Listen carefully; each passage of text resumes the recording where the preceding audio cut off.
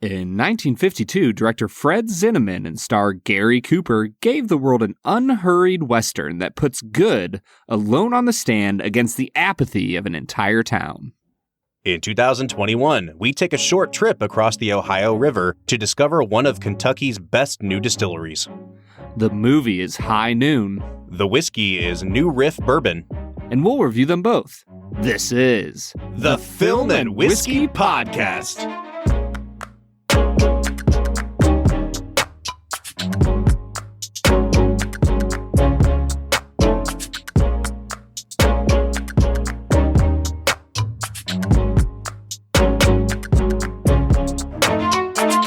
Welcome to the Film and Whiskey Podcast, where each week we review a classic movie and a glass of whiskey. I'm Bob Book. I'm Brad G. And this week we are looking at a true classic, the 1952 Western, High Noon. Brad, I've actually been really excited for this one to come up on the list this year. I get a craving to watch this movie every now and then, and I knew it was coming up, so I kind of held off on watching it. It's just such an enjoyable movie, and it's like an hour and 25 minutes long. One thing that I've realized lately, Brad, and we've watched a ton of long movies, I love a good short movie. Yeah, dude, one of the most beautiful things that makes this movie so stinking rewatchable is the fact that it's an hour and 24 minutes, and that's it. You're in, you're out. Like, it is just so, the cinematography is so tight in this movie. The pacing is so well done. Like, it's amazing to me that this is such a slow-paced movie, and I mean that in a good way. And it works because it's only an hour and a half, and it's just so simple to jump in, know what's going on, and kind of know what you're getting into, and you don't have to invest a ton of energy into like a 3-hour Western. Brad, you know that I live to nitpick the things that you say. Like that's kind of the premise of this whole podcast. It's just me tearing you down to the studs so that you can rebuild bigger and better than ever. But I'm pretty sure that you get more frustrated much more regularly than I do. Listen, I'm trying to paint a narrative here, man. Oh, okay. Sorry. I have to ask you though, because this is an accusation that you kind of level at movies all the time. And sometimes you say that it's good and sometimes that you say that it's bad. And you use this term slowly paced. I don't know that I would in any way call this movie slowly paced. I think it's kind of hard to pace a movie slowly that's only 85 minutes long in the first place. But I think what you might be getting at here is that this movie is done in what's called real time. Like the start of this movie is at 10:30 in the morning and the end of the movie is at 12:05 p.m. So No, Bob. It's at high noon. Well, I mean, then you see the aftermath of that and then you get maybe 5 minutes after noon. So essentially this movie takes place in what we would call real time. Is that what you're getting at here, or do you actually think this is a slow movie? Well, I mean, just think about the cinematography, Bob. Like, anytime you see Gary Cooper walking down the street, is there ever just like really quick cuts between a bunch of different things happening? Yeah, but see, that's not cinematography. That's editing. So are you saying that it's edited slowly, or like I'm a little confused. Not even just the editing, though. Like, even when we sit with characters in this movie, the camera isn't in any hurry. Like, think about the famous shot where, he walks out and it's right before noon and the camera slowly pulls back up to show the entire town. Sure. And he's alone. Like, that shot takes, I don't know, a solid 15 to 20 seconds. The camera moves slowly. It's casual. It's not in a hurry. And so when I say slowly paced and I talk about cinematography, that's what I'm talking about. Got it. Okay. There's so many parts of this movie where it's just slowly, casually following him down the street as he walks from one place to the next. Now, see, for me, it's a slowly paced movie, even though it's only an hour and 24 minutes. Now, see, what I would say is that is suspense building, though. You know what I mean? And if that's the case, then I think you would have to say that some of Hitchcock's movies are slow paced. If that's what we're getting at, because I think they really draw out the tension so that by the time you get to noon, when the action of this movie happens, they're intercutting between 5, 6, 7 different characters looking at the clock, and it really draws out that suspense. I don't know. Did you find this movie to be suspenseful, or did you find it to be more kind of deliberately paced? I think both things are true. Nice. All right, cool. Yeah. Just making sure we're on the same page here, before I kick you off this podcast for good. I think that you're just way off my page, Bob. the page where I'm right, and I have a better taste and understanding of movies than you do. Yeah, I think all of America would agree with that. And so, because of that, let's move into America's favorite segment, Brad. And this is the segment we call Brad Explains, where Brad breaks down the plot of the movie that he has just seen, often for the first time. Brad, I'm going to go out on a limb here and say that this was not your first time seeing High Noon. I know you grew up watching Westerns. Am I right in my assumption? Yes, I've seen High Noon. It has been a very long time. I would say probably 15 to 20 years since I've seen it. So it felt like coming pretty fresh into it. But yeah, I've seen it before. Nice.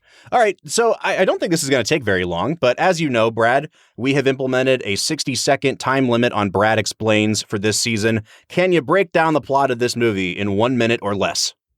I think I can. There's a bad guy coming back to town, and Gary Cooper tries to get people to help him, and they all pretty much spit in his face. And then he kills them all by himself with his wife, who's a Quaker. The end. Boom.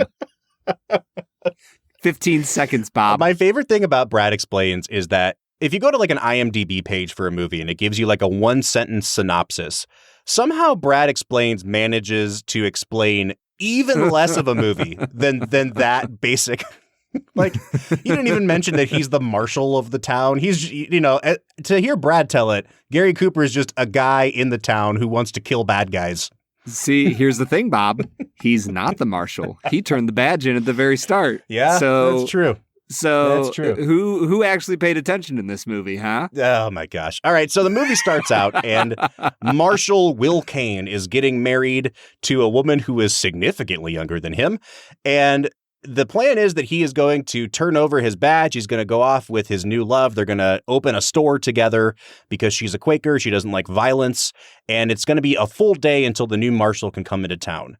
But lo and behold, Frank Miller, a guy that Marshal Kane sent upstate to hang and ended up getting sent to prison instead, is out of prison, and he's coming with his posse looking for vengeance. And so, Gary Cooper, like you said, tries to round up people all over town to help him take these guys down. And it's the story of a lone hero doing what he knows is right, even though no one will stand with him. This is kind of like the quintessential American story, Brad. I mean, I think about Westerns, and when I think about the kind of typical American Western, I think this might be my favorite of the American Westerns. I will say, I'm right there with you. This is probably up there as my favorite Western. I'm trying to think of other ones that would replace this. I will say, though, you talked about suspense a little bit earlier. I think that the suspense could have been heightened a little bit if they used the name other than Frank Miller. Like, oh man, good old Frankie Mill is coming back to town. I'm real scared. It's like that one episode of Family Guy where Peter's trying to get into like a locked door and the computer asks him, what is the most unattractive name in the English language? And he just goes, Keith. Yep. Yeah, Frank doesn't have a sort of menace to it, does it? Honestly, like one of his posse members is played by Lee Van Cleef. Yeah, it is. And I'm like, heck, you could have just called him Lee Van Cleef. And that's a scary name. Like, Frank Miller just wasn't doing it for me. No. Brad, but I love that we're at the point in our podcast where we get to reference other episodes that we've made, because it just tells me that we have that big of a backlog of episodes now. But, we just did The Good, the Bad, and the Ugly, I don't know, a few months ago, and we talked about Lee Van Cleef. It's so cool to see him here in what was his film debut. I don't think he has maybe but one line of dialogue in this movie. And the funny thing is, I recognize him so much from those Sergio Leone movies that when I saw Frank Miller at the end of the movie, and they really build him up, he gets off the train and you don't see his face, and you're thinking like, oh, is this going to be kind of a Matt Damon in Interstellar thing where it's a surprise movie star? And no, it's just a guy that had really bad acne when he was a teenager and looks kind of doughy. And Lee Van Cleef looks so much more sinister than the actual bad guy of this movie. It was such a letdown when I saw Frank Miller. Yeah, I was kind of in the same place. I'm like, man, I'm just waiting for like John Wayne to jump off there, like Jimmy Stewart for some reason, like that. Can't you imagine Jimmy Stewart coming down and going, I'm going to shoot that son of a Kane, it's time for you to die, Kane. Right. Oh, man, that would have made this movie 10 times better. 1,000,000 times better. I will say, though, that one of the things I love about this movie is that there is not a moment of fat on this thing. It really constrains itself to that hour and a half long running time, to the point that even the opening titles have action going on behind them. It's not like your typical old movie where they just have kind of title cards on a blank background. No, it's like Frank Miller's posse is getting themselves together and riding over to the train depot. And it's not super important action that's happening in the background, but I think it really does kind of tip you off that there's not really a moment to waste in this movie. Well, I think that with an opening like that, what the director is doing, Zinneman, he's giving you exposition without saying a word. Right? Yeah. Like you have to do the credits, and so you put the credits in, but he's giving you the exposition, just the simple fact, these are bad people who the town is afraid of. Yeah. And something is going to happen. Something big is going to happen that they are in town. And you get all of that from that opening 2-3 minute sequence. And like you said, Bob, nothing's really happening. They're just trotting their way on through town. But I think that little moments like that are beautiful because they go back to something we talk about on this podcast a lot, show, don't tell. Mm-hmm. And I think Zinneman does a masterful job of that at the start of this film. Brad, I think it's time we start talking about the performances in this movie, though. Gary Cooper wins an Oscar for this movie for Best Actor. This is the first Gary Cooper movie we've done, which I'm really surprised at. I don't think we've done one to this point. And we're talking about one of the most famous actors in Hollywood history. And we'll get to the other people in the cast because, we've done a Grace Kelly movie before. We've done 5 or 6 Thomas Mitchell movies before. But before we get to them, I do want to talk about Gary Cooper. So famously, this movie was kind of a career rebound for him. He had been one of the most famous leading men in Hollywood. He filmed this after just coming off a surgery for a bleeding ulcer that he had. And so, the Hollywood legend, the mythos behind this movie is that Gary Cooper had this pained expression on his face through the movie because he was recovering from surgery, and it really aided his performance so much. And I'll say this, Brad, I think that as the film went on and you got a real sense of his nervousness and you got a real sense of his true anger towards these people who are continually betraying him, it's a really good performance. But at about the 15-minute mark, when he was still supposed to be, for the most part, kind of still a happy newlywed, and he's pretending to be happy with Grace Kelly and let's go off and start a store, I'm like, did this guy really deserve to win an Oscar? Because this part is not convincing me at all. Gary Cooper's 50 years old when they make this movie. Grace Kelly's 21, and that age difference is very apparent, and I think that has something to do with it. But when it comes to the performance itself, Brad, where are you falling on it? Was it great? Was it, just in the middle? Was it bad? I think that what really pulls the performance together is when he's finally by himself, he knows that everybody's abandoned him, and he puts his head down on his office desk and just cries. As he's like writing out the last will and testament. I think it's that moment where he kind of breaks a little bit that makes it a good performance. But if you notice, I don't use the word great performance because in the end, I think that weirdly, like Gary Cooper was the right choice for this role. I think he does a really fine job with it. But I don't think he's given very much to work with in this script. You know what I mean? Yeah, I agree with that. And I've seen so many movies with him in it that I just know that this is not one of his best performances. He did a movie with Frank Capra called Meet John Doe, which I think is fantastic. He won another Oscar for Sergeant York. He played Lou Gehrig in Pride of the Yankees. He's had some really great performances, and this one just seems like a very one-note, stoic performance. And it has glimpses of brilliance in it, but I look at the Oscar win and I'm just kind of like, man, I don't know if I see it. I mean, did you watch all the other best actor performances that were nominated that year? No, I did not. That's a good point. You never know, man. Yeah. Maybe this really was just the best of the best. The funny thing about that is this was an exceptionally weak year for the Oscars, 1952. Its biggest competition seemed to be the John Ford movie, The Quiet Man, which we both love as well.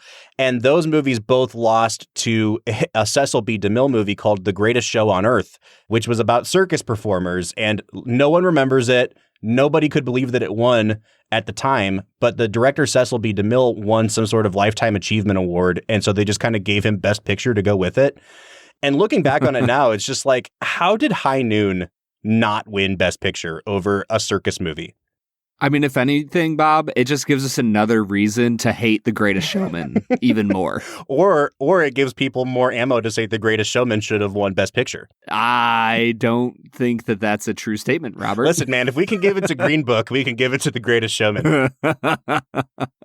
Dude, I still liked Green Book, but how the heck did that win Best Picture? So getting back to Gary Cooper, though. Well, I was going to say, we need to get to The Quiet Man on this podcast because I freaking love that. It's a really good movie. Yeah. Oh, it's so good. John Wayne in a very abnormal role for him. It's such a good film. But with Gary Cooper in this movie, he's fine. He's good. He's solid.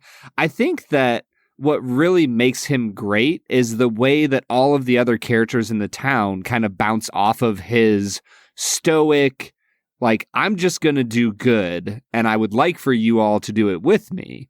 The way that people bounce off of his kind of like stony, unemotional demeanor, it informs the entire movie. Yeah. It tells the story of the film. So while I don't think it was necessarily his best performance, it was the performance that the movie needed. Right? For sure. And I love, especially as the movie goes on and the betrayals become more and more personal to him, that he never really says a word calling any of these people out. And it gets to the point where, everyone has abandoned him. He goes back to his office and there's a guy waiting there that had agreed to go with him. And he's like, oh, I forgot you were here. And then once that guy realizes it's just the two of them, he backs out too. And they cut to this really great close-up of Gary Cooper just listening to this man's excuses of, well, it's not really my fight anyway, and I have a wife and kids, and he's just looking at him with this seething anger, and he just says something like, "Oh, is that so?" or something like that. And I love the way that he just stares at people and he lets their words work against them. And I think that's a really great, sign of a good script as well. They don't have him going on these long, impassioned speeches. He lets the people be cowards. And that's exactly what they are. He doesn't have to call anyone a coward because they all know that they're doing something cowardly as well. And you watch them kind of shrink back and you can see the self-loathing in all of their eyes. But Gary Cooper never has to call them out on it. He just, he lets it be unsaid. Yeah, I mean, he lets their words and their actions condemn themselves. Mm-hmm. That, like, at the end of the film, when, we already talked about it, but when the camera pulls back and you see an empty town, it's a condemnation of everything that they have done throughout the entire movie. Yeah. And I think that is what makes this movie so beautiful. So Gary Cooper has a very storied history in Hollywood, and it is incredibly sordid and scandalous. And I did a bunch of research today and then felt like I needed to delete my browser history because it was extra spicy. Gary Cooper comes into Hollywood at the end of the silent film era. He catches the eye of a starlet in Hollywood named Clara Bow, who they starred in a movie together called It, which was not coincidentally about a killer clown. But that is where the term It Girl comes from, because she was the It Girl. And it launches his career. But also, he is passed around Hollywood like a rag doll, just everyone. Like, this man, from all accounts, women, men, he was doing it all. And he was doing it to advance his career. And even after he became famous, he was notorious in Hollywood for sleeping with literally every person that he co-starred with in movies, from, Ingrid Bergman to Patricia Neal. And the rumor is that even during this film, he and Grace Kelly had an affair.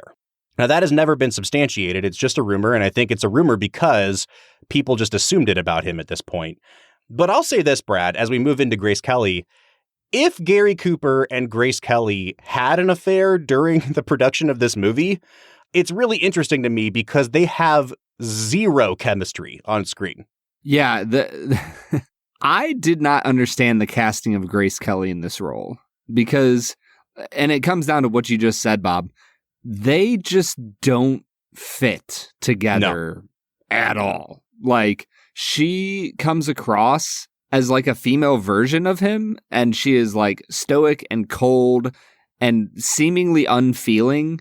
When she's having her conversation with Mrs. Ramirez, there's just nothing in me that goes, yeah, they got married for a reason.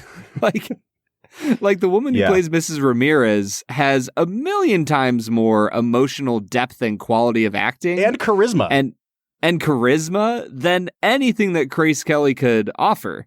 And the thing is, it's not like Grace Kelly can't do it. Like, I've watched her in Rear Window and other movies. Like, she can turn on the charm, but she does not in this movie. Well, I think part of that is she's supposed to be this like reserved kind of mousy Quaker woman, right?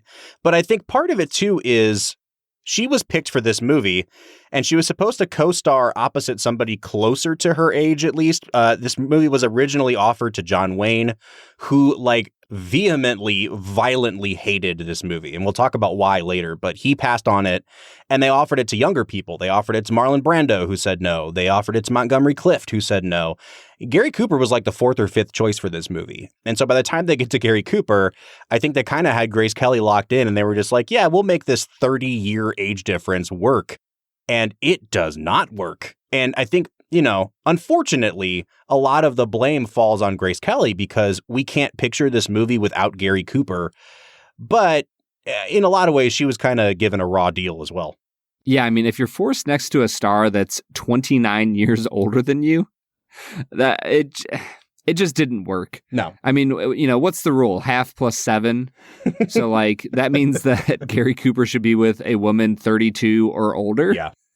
And at least, and she's 21. It just doesn't work. And if there's a problem with this movie, it's that I really just don't give a rip about Grace Kelly. And so when she helps him out at the end, I don't feel any sense of like, oh, yeah, like she helped her husband. Like there's just zero chemistry between the two of these people. And I don't understand, in the canon of the movie, why the heck did they get married? Yeah, that's, I mean, that it just doesn't make any sense. They have no chemistry, and neither one of them is a charismatic person. So maybe they were just attracted by each other's boringness. But I will say, I think from like a scripting standpoint, from like building out the world of the movie, making her a Quaker was actually a really great decision. Like Brad and I went to a college that is from the Quaker tradition, and the Quakers are all about, you know, pacifism and nonviolence.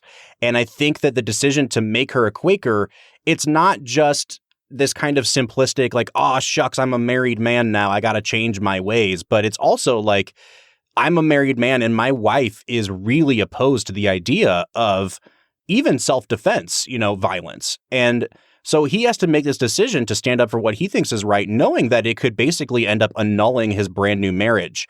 And it really kind of adds this layer to his, you know, quote unquote, redemption arc. He wants to get out of being a marshal. He wants to establish this new kind of life.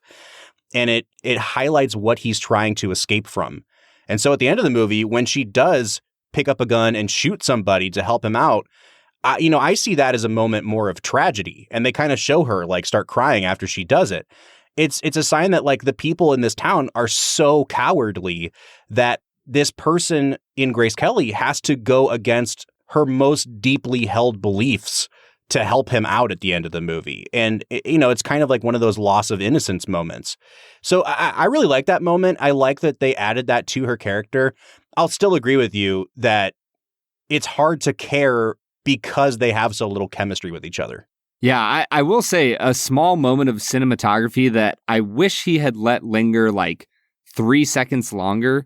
There's a shot right when Gary Cooper is in the saddlery and he's fighting the last two bad guys, and it shows Grace Kelly looking out the window, and the shot has like her face looking out the window, and it's angled at just the right like spot to see the gun that Cooper's former deputy had left hanging on the wall. Yes. And her eyes kind of look over towards it, and they cut right away. Yes, but they cut too fast. Literally, the scene just like, it was like there and gone. Mm-hmm. And I'm like, oh, if you just given that like 2 more seconds to linger, she didn't have to look at it for very long. She didn't have to interact with it. Just seeing it there, I was like, oh, it's gone. Yeah. Well, that was a nice shot. Yeah. So I don't know if I'm complaining there or like complimenting, but that was cool. I will say one other thing with Grace Kelly.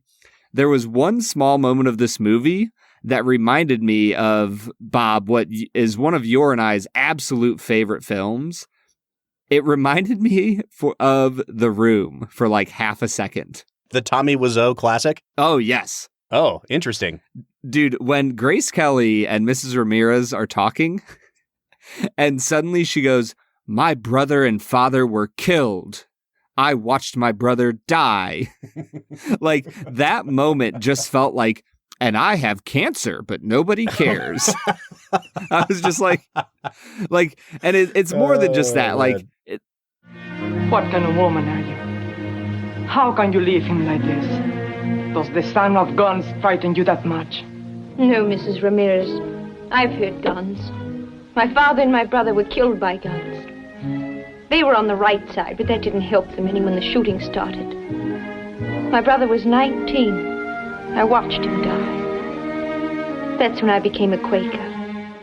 I just felt like that the delivery there was so wooden and stilted that I was like, wait, was Tommy Wiseau directing this?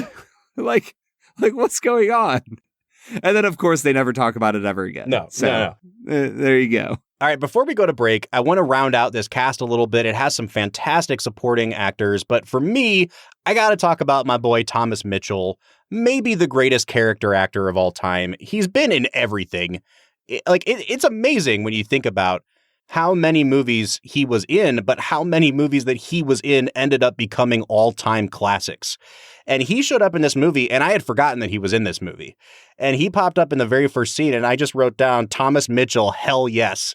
Like, because I know when he shows up in a movie, I'm going to be on board.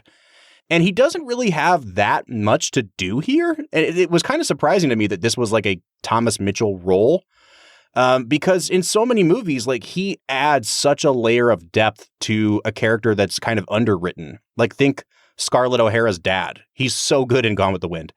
And here he's just kind of like, friend number 3. And he has a really great scene. And I think that scene in the church where you think he's on Gary Cooper's side and then halfway through his speech, he turns on him. That actually, to me, was probably like the betrayal of Gary Cooper that hurt the most. And I think it's a credit to Thomas Mitchell's acting because the way the movie's structured, like, there's still 2 more people that walk out on him after that. And I think they're supposed to kind of hurt more, but they don't because Thomas Mitchell's so good. I'm 100% with you, Bob. That scene in the church, it's one of the only times other than when he's in the bar that Gary Cooper actually like really goes out on a limb and like makes a little bit of a speech. And then once again, he lets the townsfolk talk it out. And dude, when Thomas Mitchell starts, you're like, yeah, man, he's going to get everybody on Cooper's side and there's going to be a posse and it's going to be super cool. And then like halfway through, he's like, yeah, but we need to get some factories down here. And if they find out that we shoot guns in the streets, they're not going to do it. So sorry, Gary Coop, we out. He didn't have to come back here today. And for his sake and the sake of this town, I wish he hadn't. Because if he's not here when Miller comes, my hunch is there won't be any trouble. Not one bit. Tomorrow we'll have a new marshal. And if we can all agree here to offer him our services, I think we can handle anything that comes along. Now, to me, that makes sense. To me, that's the only way out of this. Will, I think you better go while there's still time. It's better for you, and it's better for us. It's the way he frames it, too, as like, we really appreciate everything you've done for us, but your time is done here now. Yeah. And it really just paints his whole relationship with Gary Cooper over the years as, I don't know, transactional or like... Yeah, it's utilitarian. It's parasitic is what it is. It's just like, we used you to help get this town out of the gutter, but now it's inconvenient for us to let you stay any longer. So please do us a favor and get the hell out. Yeah. Yeah, that... Man, it's just brutal. And knowingly, like, you don't really see Thomas Mitchell throughout the rest of the movie. Like, his words have damned himself, and he's, consigned to the bowels of the film. Well, I think maybe, Brad, if I can pull out a Brad G type segue, I think maybe it's time to get some whiskey into our bowels. So what do you say we try this? What? Just gonna shit out whiskey. Just gonna go straight on through. Oh, man. All right. What do you say we try this new Riff bourbon? Let's get to it, Bob.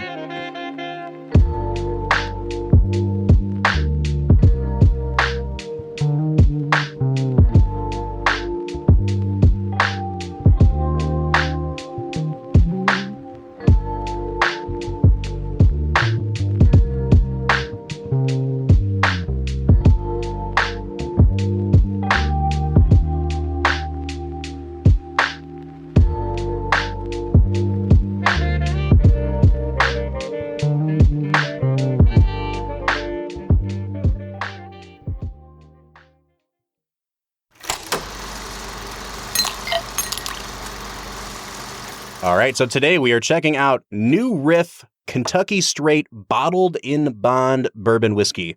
New Riff, as you may know, if you've listened to this podcast for a long time, was one of the very first distilleries that ever let us kind of come down and interview their co-founder, Jay Arisman, who is a huge movie buff.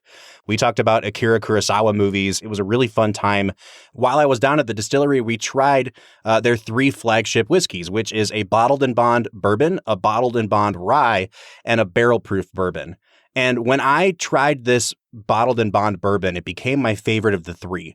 And I haven't really drank it since then, Brad. I've been letting this bottle kind of sit on my shelf for a long time. I'm really excited to go back to it again after a couple seasons, having not tried it. I mean, I know, Brad, that when we first got these sample bottles in the mail, they gave us like, a fifth each, like to share. And you drank down your half of the bottle really quick. I remember you liking this a lot. Yeah, this was one of the early whiskeys where I was like, oh, I could drink this every day. Yeah. Because, like drinking whiskey neat, sure, you can do it every day, but it's not something you do all the time. But this is the first whiskey where I was like, ooh, this bottle would disappear real quick. Now, I will say, if we had thought this out a little better, today may have been a good day to do the New Riff Rye, so that we could have said something like high noon, more like rye noon, and then we could have thrown over to, we really missed an opportunity there. The beautiful thing, though, is, Bob, you still said it. I did. I couldn't let it go, Brad. So, Film and Whiskey Nation, you're welcome. All right, Brad, we both have this, I almost said high noon. We both have this New Riff bourbon poured out in front of us. Again, this is a 4-year aged bourbon. I really love that right on their bottle, they put the mash bill. So we're looking at a 65% corn, 30% rye, 5% barley mash bill. Really high in rye. What are you picking up on the nose here? Bob, when I get into the aroma on this bad boy, I am getting orange and caramel. It's mixing with like a really nice soft vanilla, some baking spices. This nose just has a lot going on.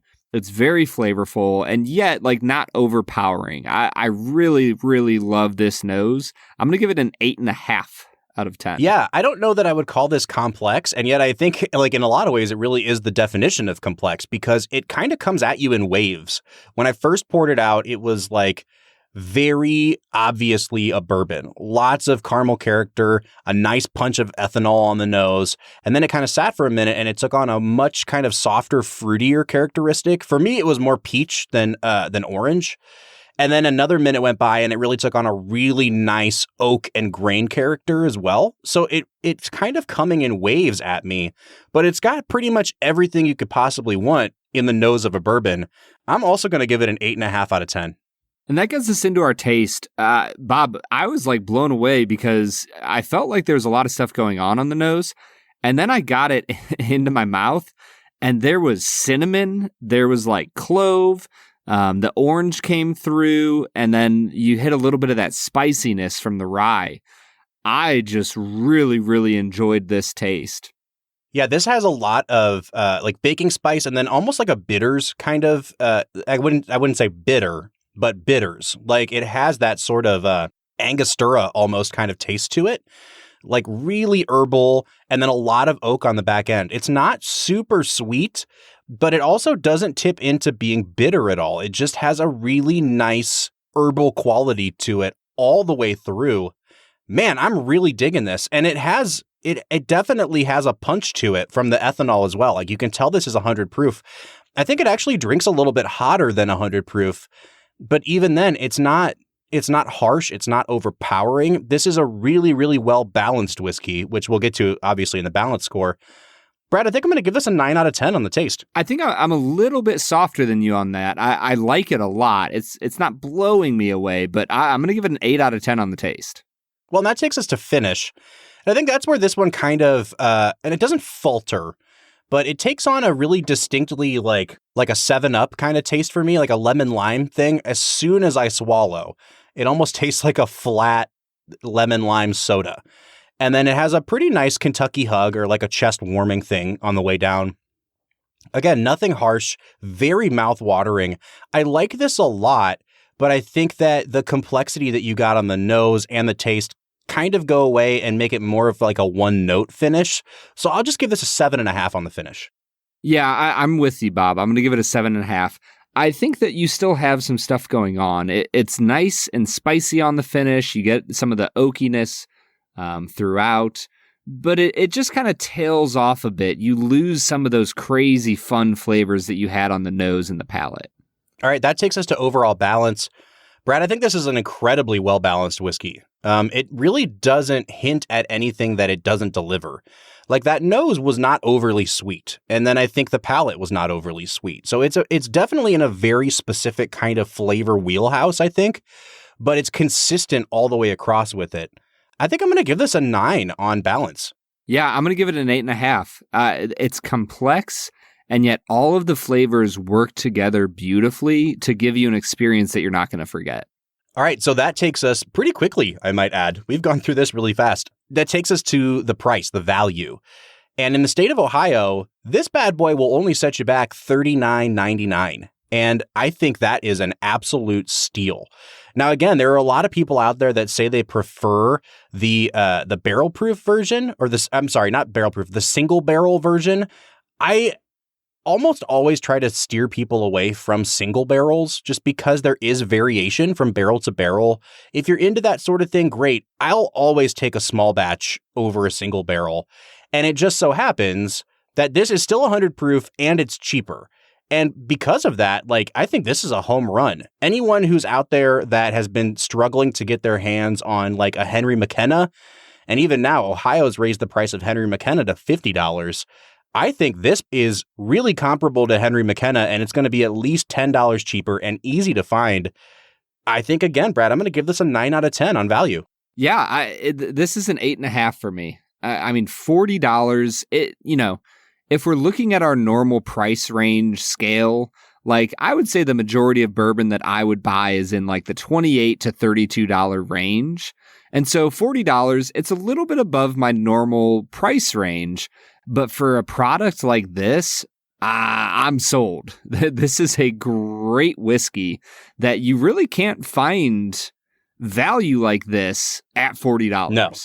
Now, also, I think we're just going to be honest and say we're both huge fans of the distillery itself. It has a really cool history, basically starting out as part of the Party Source store there in Kentucky. It became a brand that was called OKI for a long time, and then they launched their own distillery, which became New Riff. The bottle that we have was distilled in fall of 2014, bottled in fall of 2018. Which really just throws me back, Brad, because we got this bottle right when we started this podcast in 2019. So I'd be really interested to see if this has changed or matured any more as the process has gone on, as they've expanded their distribution in the last few years.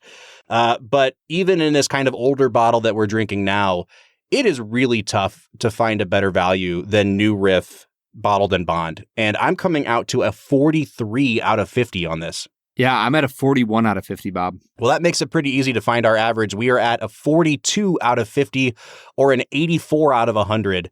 As you guys know, anything over a 40 is pretty much an immediate go out and buy. And luckily, this is truly one of those things that you can find at most liquor stores across the United States. It's super affordable. It's really, really reasonable. I would absolutely recommend trying, buying, go get a bottle now. Yeah, this really joins rarefied air. There are not many whiskeys under $50 that hit that 40 plus range for us.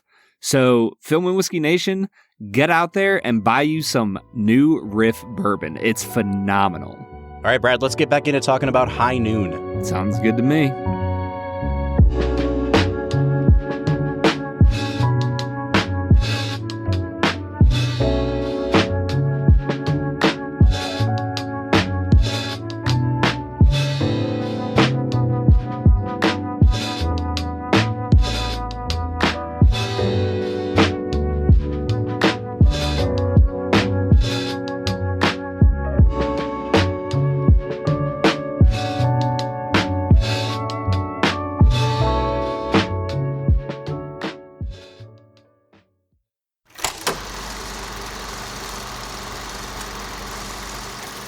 All right, that was New Riff Bottled and Bond Bourbon, a whiskey we both really, really love. We're getting back into talking about High Noon, and Brad, I am going to go back through the annals of history to pull up a segment I have not done in a long time, which we started just this season and then immediately dropped, that we called Bob Ruins It. Yeah. I need a place to nitpick a little bit sometimes, and Uh-huh. a lot of the movies that we've done this season, I just haven't seen any major gaping plot holes or nits to pick. And finally, a movie has risen to the occasion today. Brad, I guess here's my question. I don't know if this ruins the whole movie, but they are really, really counting on you, the viewer, to not think very much about Frank Miller's plan. Like, they want you to see it from Gary Cooper's point of view. Oh, yeah. But when you really think about it, I have no idea what Frank Miller's plan was.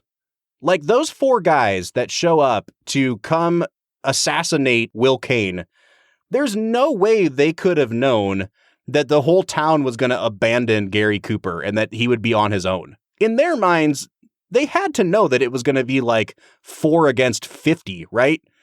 Was this supposed to be a suicide mission or not? And if it wasn't, like, what the hell is their plan? See, the thing is, if they had set it up in the sense that his friends, his little posse, had like lived in the town the whole time, then you could probably just explain it away and be like, oh, well, like he knows that the town is apathetic now and probably won't help Will Kane. But like they ride into town at the start of the movie and everybody's like, oh, guess who's back? Right. So like, yeah, he's just going to show up. He's going to kill him some Will Kane. And that's the plan, Bob. That's it. Oh man, yeah. He's a very one-dimensional villain with the worst name in the world, Frank. No, but seriously, like I know that in the bar, like the bartender says, "What are you doing in here, Will Kane? Don't you know Frank Miller's got friends in this building? You're gonna come in and talk about killing him?" And it's like, all right, well, even assuming that Frank Miller has friends in the bar, there are way more people in that town who would, at least on paper, be willing to get deputized and shoot Frank Miller.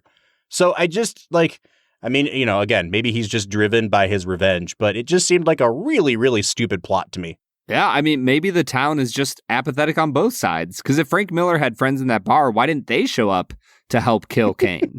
You know? Like, this town isn't just apathetic about good, Bob. They're apathetic about evil as well. They just like to watch a good show. You know, like Yeah. that guy in the hotel that's actually a brothel, like the front desk guy. He's like, Yeah. boy, oh boy, I can't wait till noon. We're gonna see us a good show today.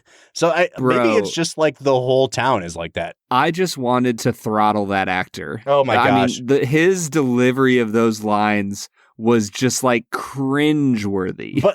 But kind of perfect for what that character was supposed to be. Yeah, maybe. Sure. I don't know, man. There was certain stuff in this movie where I'm like, ooh, it's just not good at all. but man, gosh darn it if I still don't just love this movie, Bob. I know, man. Before we go into final scores, I want to talk about kind of, the background of the movie and the legacy of the movie. It's very obvious, if you know to look for it, that this is kind of an allegory for what was going on in the United States at the time. This movie was written basically in response to the quote unquote Red Scare and the communist witch hunt that was being led by Joseph McCarthy. A lot of people in this movie actually ended up being called before the House Un-American Activities Committee. Perhaps kind of ironically, the actor Lloyd Bridges, who, the father of Beau Bridges and Jeff Bridges, who plays the kind of cowardly deputy in this movie. He got called before HUAC, and he ended up recanting. He said that he had been a communist at one time, and he was sorry, and kind of took, in some ways, the cowardly way out. And it's really interesting to see the way this movie mirrors that. But the whole point of the movie was, let's tell a story, metaphorically or allegorically about what is happening in our country right now. And so they wanted to portray it as, we see America as being basically pushed around by a bunch of bullies right now and not willing to stand up for what's right because they're too afraid of what might happen to them in return.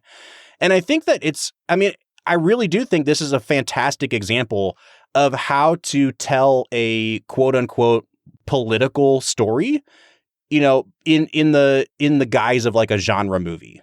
Yeah. I mean, if anything, I think that one of the most frustrating thing about modern cinema is, especially in the world of Disney, is just the fact that there's zero subtlety, like at all, about anybody's political agenda. Like, you just know exactly what you're getting. And that's on like both sides of the aisle. Yeah. Like if you watch things like, I don't know, like Last Man Standing or Blue Bloods, like, traditionally conservative TV shows, like, what you're getting into. Sure. If you go into a Clint Eastwood film, he's going to be conservative. Sure. Like, and it's just really obvious every single time. And I think that's the frustrating thing about political statements we'll just say in like culture, in television and movies.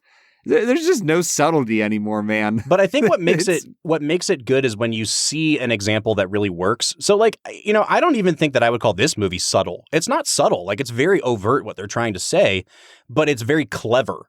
And I think, like when I was trying to think of an analogy to today, my mind immediately went to Knives Out, which was, on paper, a murder mystery, but is very, very obviously Rian Johnson's kind of reflections on the immigration crisis during the Trump era and, the idea of kind of like class warfare. It was his response to the idea of like the one percenters as well. And I think, you get some incredible imagery in that movie. And then it kind of gets to the point at the end where you have Chris Evans basically giving away, kind of tipping Rian Johnson's hand and saying stuff like, "You think you can come into my ancestral family home?" And so like, what he's going for, but I still respect it because it was so cleverly wrapped up in like a genre movie. And I wish that there was more of that. Like, I don't mind a political message in movies at all. It's just, you need to put some thought into how you're going to make it clever on screen and not just preachy. Yeah. I mean, we can get into Knives Out another day, but that was like the only thing about that movie that made it like just rough for me. Oh, interesting. Like everything else in Knives Out works for me. All of the political stuff, it just kind of makes me want to puke. Well, now I just think the thing with Knives Out for me is that it's not the political message that he's saying. It's the fact that he reduces all the characters to like very flat portraits of like they're basically memes of different like stereotypes in politics right now. And that's what frustrates me so much about it. But when it comes to High Noon, I think they did it really, really well. And it just kind of reminds me, like, we think back to things happening like the communist witch hunt, and we look at, the art that was coming out at that time. And I think sometimes we really don't realize like this was happening contemporaneously. Like this was happening at the same time those hearings were happening on Capitol Hill. And I love seeing a movie like that that's like ballsy enough to kind of take a stand one way or the other.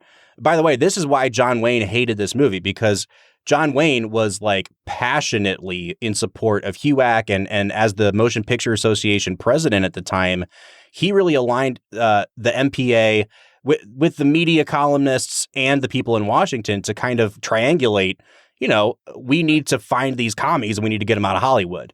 And so he read this script and he was like, hell no. Like he actually went off and made the movie Rio Bravo with Howard Hawks as a response to this movie because he hated it till his dying day. He said that High Noon is the most un-American thing I've ever seen in my life. And it's really funny because like now, in popular parlance, like High Noon is one of the most American movies. And when, whether or not people are actually thinking about the political undertones of the movie, you look at a guy like Will Kane just standing up for what he believes is right, even though no one else will stand with him. And I think people see that and they're like, what could be more American than that? So it's just really funny to see like what it was thought of when it first came out versus the kind of separate life it's taken on since then. Yeah, I mean, I think that the beauty of High Noon is exactly what you just said, Bob, that in the face of what they present to be abject evil and like darkness and badness, like all it takes is one man to stand up and do what is right. Mm-hmm. And that's like pretty core to the American mythos, Yeah, right? for sure. That like good will triumph over evil, even in the face of an entirely apathetic town of people who won't get up off their butts and help this guy out. And so this movie does stick around for good reason. And I think as I get into like thinking about final scores for this movie, it's funny because we started this episode by talking about how much we love this movie. And then I feel like we just kind of like pooped on the movie throughout. But like, I'm coming to a point where I'm like, yeah, there's a lot of problems in this movie and things that I don't care for, but it's still just a great story. Yeah. And I just really, really love what they did here. Bob, I'm going to give it a 9 out of 10. Yeah, Brad, I'm kind of in a similar place with you because when the American Film Institute first put out their 100 greatest movies list back in 97, I think, this movie was number 27. And I don't know where it was the second time they released the list, but this is one of the most highly regarded American movies ever. And it's in a really similar place in my mind with To Kill a Mockingbird, which we did way back in season 1. And we watched that movie through and I was like, man, it's an undeniably great movie, but there's just something about it that it has obvious flaws. And yet, like, I recognize the importance. I have absolutely no problem with this movie being rated in the top, 30 American movies. And I think that we've barely talked about the director, Fred Zinneman. This is a true feat of directing and of editing. This movie is just so tightly constructed. But I think I respect it more on like a filmmaking level than I do it as like a movie that connects with me emotionally. The characters are so stoic, and the ones who aren't stoic really kind of come across as like 1950s TV actors. There's not a lot of kind of naturalistic performances going on in this movie at all. And I think because of that, I just didn't connect with it as much as I thought I would. I still respect the message. Like, I love what this movie is saying. I think it says it really, really well, but it's a movie that I respect and appreciate more than a movie that really hits me emotionally. So I'm going to give it a 9.5 out of 10. And that puts our average out to a 9.25 out of 10. But we want to know what you think. I'm sure a lot of people have seen this movie growing up. What do you think of High Noon? You can get at us on social media, Facebook, Twitter, or Instagram at Film Whiskey. Or you can leave us a voicemail. Let your voice be heard on the Film and Whiskey podcast. You can do that on our website, which is anchor.fm/filmwhiskey. Next week, we are taking a very different turn into the world of Wes Anderson. We're going to be doing our very first Wes Anderson movie. We're going to be joined by a special guest to look at what I think might be his best film, The Royal Tenenbaums. So join us for that next week. Until then, I'm Bob Book. I have never seen a Wes Anderson movie. Oh boy, you're jumping in head first, buddy. Like ever. Like not just for the podcast. I don't know. And your name? Oh, I'm Brad G. Yeah, there it is. And we'll see you next time.